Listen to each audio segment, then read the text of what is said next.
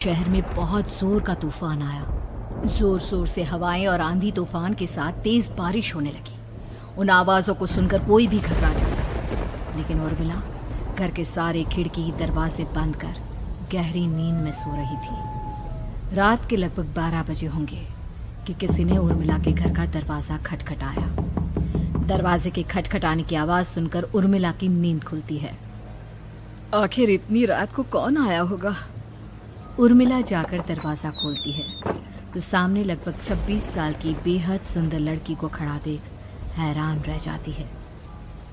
कौन हो बेटा, और इतनी रात को इतने भयंकर तूफान में कहाँ भटक रही हो? चाची, आपने मुझे पहचाना नहीं? मैं आपकी दूर की रिश्तेदार शालिनी। अरे हाँ, बचपन में तुझे देखा था। इतनी जवान हो गई है, कैसे पहचान में आती। लेकिन तू यहाँ क्या कर रही है, और वो भी ऐसी अंधेरी तूफान भरी रात में? उर्मिला की बात सुनते ही शालिनी की आंखों से आंसू बहने लगे। वो फूट फूट कर रोने लगी। ये देखकर उर्मिला को कुछ समझ में नहीं आया और उसने शालिनी का हाथ पकड़कर घर के अंदर आने के लिए कहा। जैसे ही शालिनी घर के अंदर रोशनी में आई, उर्मिला की नजर उसके पेट की तरफ गई, जिसे देखकर ये साफ पता चल रहा था कि वो प्रेग्नेंट है। अरे, तू तो पेट से है।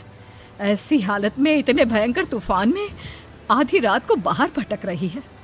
आखिर बात क्या है बेटा, मुझे सब कुछ साफ साफ बता। क्या बताऊं चाची, ये सब जिसकी वजह से हुआ है उसके बारे में बताने में भी मुझे शर्म आती है। मैंने घर वालों की मर्जी के खिलाफ जाकर एक लड़के से शादी कर ली थी, पर वो शादी के 1 महीने बाद ही मुझे छोड़कर चला गया। छोड़कर चला गया का क्या मतलब? क्या उसके साथ कोई हादसा हो गया? नहीं, उसे कोई दूसरी लड़की पसंद आ गई और मेरी प्रेगनेंसी की खबर सुनते ही उसने मुझे बेसहारा छोड़ दिया। उसके बाद मैं अपने घर गई, लेकिन माँ पापा ने मुझे घर में कदम तक नहीं रखने दिया। तभी मुझे आपकी याद आई। कोई बात नहीं, कोई बात नहीं, तुमने यहाँ आकर अच्छा ही किया। एक काम करो, तुम आराम करो। वैसे भी ऐसी हालत में इतना घूमना फिरना और इस तरह आधी रात को बाहर भटकना ठीक नहीं होता। प्रेग्नेंट औरत को आधी रात को घर से बाहर नहीं निकलना चाहिए। बुरी आत्माएं उस पर अपना असर दिखा सकती है। और इतना कहकर उर्मिला ने शालिनी को एक दूसरे कमरे में जाकर आराम करने के लिए कहा। लेकिन जैसे ही शालिनी अपने कमरे में जाने लगी, अचानक से उर्मिला ने उसे रोक लिया। एक बात बताओ बेटा, तुम्हारा कौन सा महीना चल रहा है? पेट देखकर तो लगता है कि लगभग 6 महीने पूरे हो गए होंगे। उर्मिला की बात सुनकर शालिनी के होठों पर मुस्कुराहट आ गई। चाची जी, अभी सिर्फ 1 ही महीना हुआ है। शालिनी की बात सुन उर्मिला दंग रह गई। उसे समझ में नहीं आ रहा था कि प्रेगनेंसी के पहले ही महीने में शालिनी की हालत ऐसी क्यों थी। लेकिन फिर उसने बात को नजरअंदाज कर शालिनी को आराम करने के लिए कहा और खुद भी कमरे में जाकर सो गई। अभी कुछ ही घंटे बीते थे कि अचानक से एक बच्चे के बड़े ही अजीबोगरीब बेढंगे तरीके से रोने की आवाजें उर्मिला के घर में गूंजने लगी। उन आवाजों को सुनकर उर्मिला की नींद फिर से खुलती है।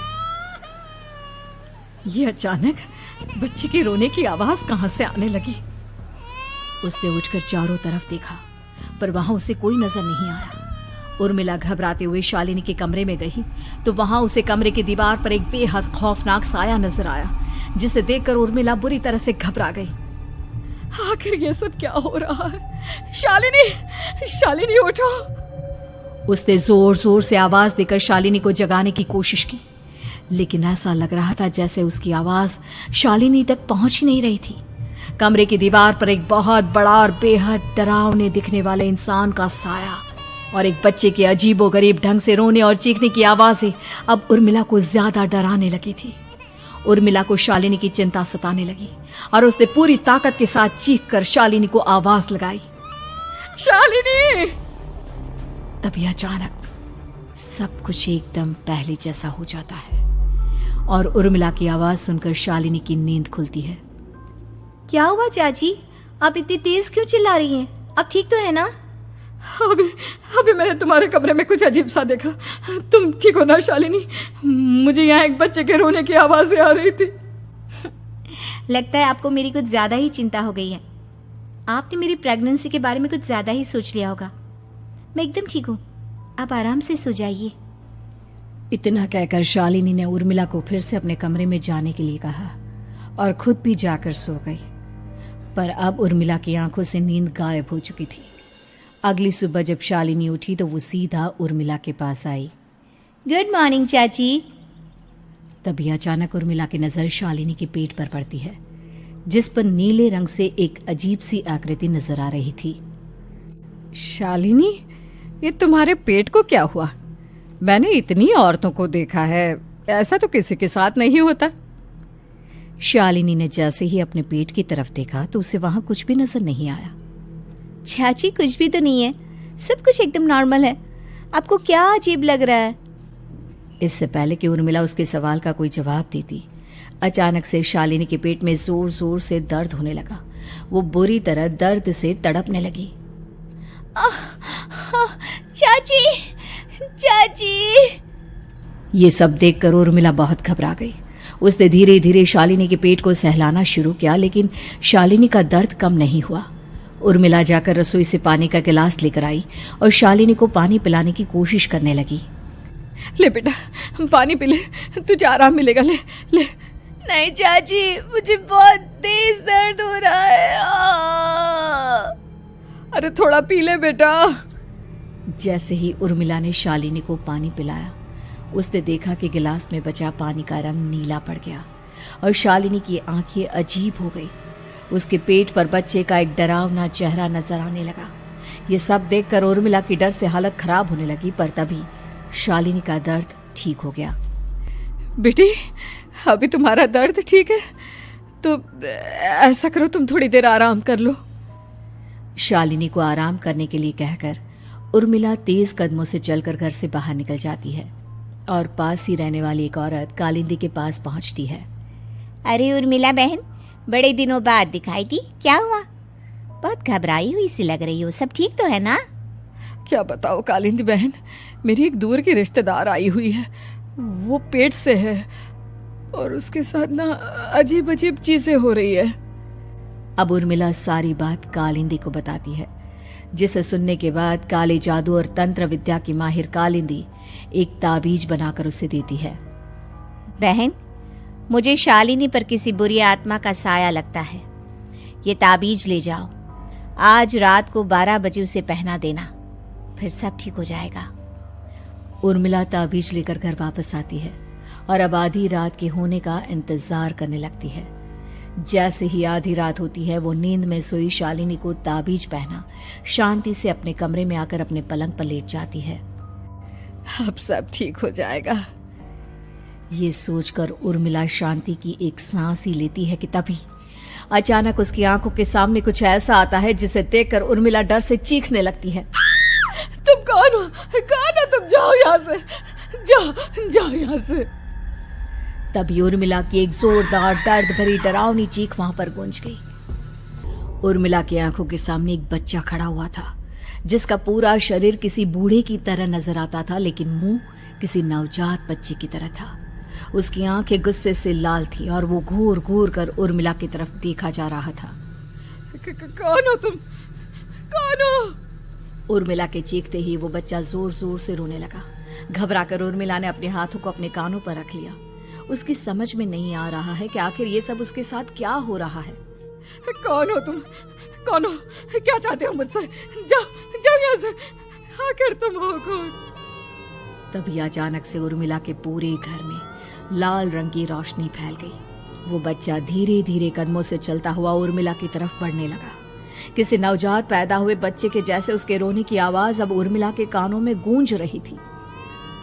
लेकिन कुछ ही सेकंड में वो चुप हो गया और उसने बेहद खतरनाक आवाज में उर्मिला के सवाल का जवाब दिया।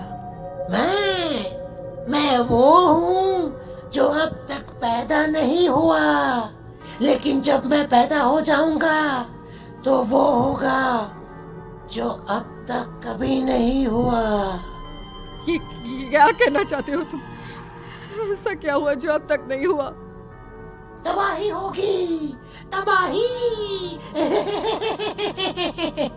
सब कुछ खत्म हो जाएगा और ये जो लड़की मुझे जन्म देने वाली है, मैं उसका खून पी जाऊंगा, सारा खून। उस बच्चे की बात सुनते ही उर्मिला बुरी तरह घबरा गई। उसका एक बुजुर्ग आदमी जैसा शरीर, एक नवजात बच्चे जैसा चेहरा, ये दोनों ही बातें उर्मिला की समझ से बाहर थी। तभी वो बच्चा अचानक गायब हो गया। घर का माहौल फिर से पहले जैसा हो गया। लाल रंग की रोशनी भी अब गायब हो चुकी थी। उर्मिला दौड़कर शालिनी के कमरे में पहुंची, जहां वो गहरी नींद में सोई हुई थी, पर उसके गले का ताबीज गायब हो चुका था। उठो उठो शालिनी, उठो बेटा, मुझे तुमसे ज़रूरी बात करनी है। अरे चाची, क्या हुआ? इतनी रात को आप परेशान क्यों कर रही हैं? सब ठीक है ना? अभी जब तुम सो रही थी ना, तो मैंने तुम्हारे गले में एक ताबीज पहनाया था। कहाँ गया बेटा, बताओ मुझे। शालिनी ने चारों तरफ अपनी नजरें घुमाकर देखा, लेकिन वहां पर कोई ताबीज नहीं था। वह हैरानी से उर्मिला के चेहरे की तरफ देखने लगी। उसे समझ में नहीं आ रहा था कि आखिर उर्मिला किस ताबीज के बारे में बात कर रही थी। नहीं चाची, यहाँ कोई ताबीज नहीं है। लगता है आपने कोई बुरा सपना देखा है। मैंने कोई बुरा सपना नहीं देखा। खैर छोड़ो, तुम अब सो जाओ, कल सुबह बात करते हैं। डर और घबराहट की वजह से उर्मिला की आंखों से नींद तो जैसे बिल्कुल गायब हो गई थी। अगली सुबह उर्मिला बिना कोई देर किए गांव के बाहर एक छोटी सी झोपड़ी में रहने वाले बूढ़े पंडित के पास पहुंची। पंडित जी, मेरी मदद कीजिए। अरे आओ आओ उर्मिला, क्या हुआ? सब ठीक तो है ना? क्या बताओ पंडित जी, बहुत बड़ी मुसीबत है। मेरी दूर की एक रिश्तेदार लड़की पेट से है और उसके साथ बहुत डरावनी चीज़ें हो रही है। कल रात को तो एक अजीब सा दिखने वाला बच्चा मेरी आंखों के सामने आकर खड़ा हो गया था। ये तुम क्या कह रही हो? मुझे साफ साफ बताओ कि आखिर तुमने क्या देखा? उर्मिला ने अपने साथ हुई बीती रात की पूरी घटना पंडित जी को बताई, जिसे सुन पंडित जी के माथे पर चिंता की लकीरें उभर आई। अनर्थ होने वाला है, अनर्थ। बरसों पहले भी उस हैवान ने एक लड़की के पेट से जन्म लिया था और उसके बाद उस शहर को पूरी तरह से तबाह कर दिया। कैसी विपदा पंडित जी, कैसे बात कर रहे हैं आप? बताइए मुझे, और इसका उपाय क्या है? इसका उपाय तो है, लेकिन बहुत कठिन है। हो सकता है कि उस उपाय को करने के दौरान तुम्हारी जान भी चली जाए। मुझे मेरी जान की कोई परवाह नहीं, पर आप जिस तबाही के बारे में बात कर रहे हैं, बस वो नहीं होनी चाहिए। लाखों लोगों की जान बचाने के लिए मैं कुछ भी करूंगी। तो ठीक है, मेरी बात ध्यान से सुनो। बरसों पहले एक भयानक तांत्रिक ने अपनी तंत्र क्रिया के जरिए एक मासूम लड़की के साथ रिश्ता बनाकर उसके पेट से जन्म लिया था। इस तरह से वो अपने जैसे लोगों की संख्या इस दुनिया में बढ़ाना चाहता था। आपके कहने का मतलब है कि शालिनी के पेट से भी उस शैतान को जन्म लेना है, इसलिए उसने उसके साथ ये सब किया है। ठीक पहचाना तुमने। अब मैं तुम्हें एक ऐसा सिंदूर दूंगा जिसे तुम्हें ले जाकर उस लड़की के पेट पर लगाना होगा। क्या ऐसा करने से सब कुछ ठीक हो जाएगा? नहीं उर्मिला, ये सब इतना आसान नहीं। उस लड़की के पेट पर सिंदूर लगाने के बाद तुम्हें उसका पेट काटकर उस हैवान को बाहर निकालना होगा। नहीं पंडित जी, मैं ये सब नहीं कर सकती। मैं भला एक जिंदा लड़की के पेट को अपने हाथों से कैसे काट सकती हूँ? अगर तुमने ऐसा नहीं किया तो कुछ ही दिनों में वो हैवान उस लड़की के शरीर से जन्म लेगा और उसके शरीर के सारे खून को पीकर अपनी ताकत को बढ़ाएगा। उसके बाद वो धीरे धीरे इस पूरे शहर को तबाह कर देगा। यहाँ पर कोई जिंदा नहीं बचेगा। लेकिन अगर मैं उसके पेट को काट दूंगी तो क्या वो जिंदा बच पाएगी? अगर शालिनी को कुछ हो गया तो, अगर उसकी मृत्यु हो गई तो?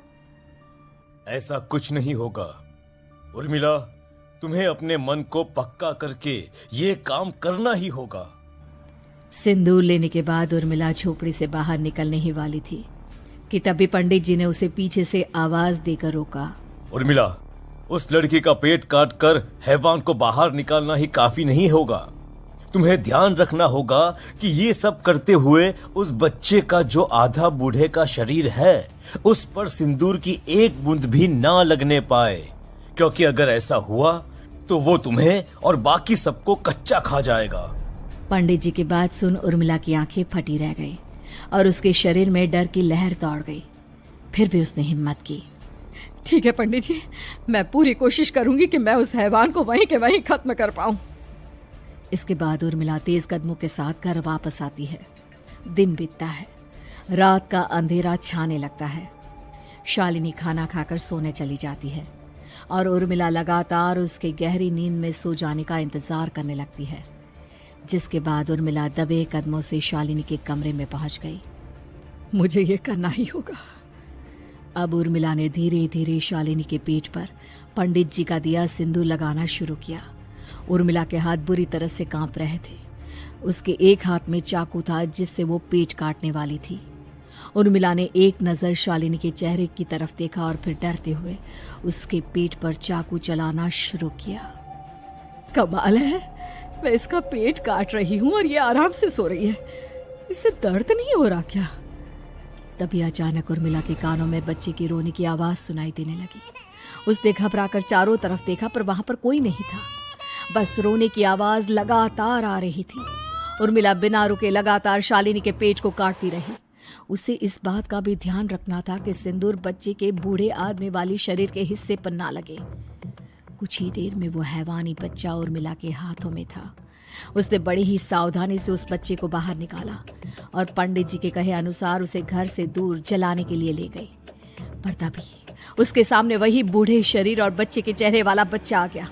अपनी गोद में और सामने भी बच्चे को देखकर उर्मिला हैरान रह गई।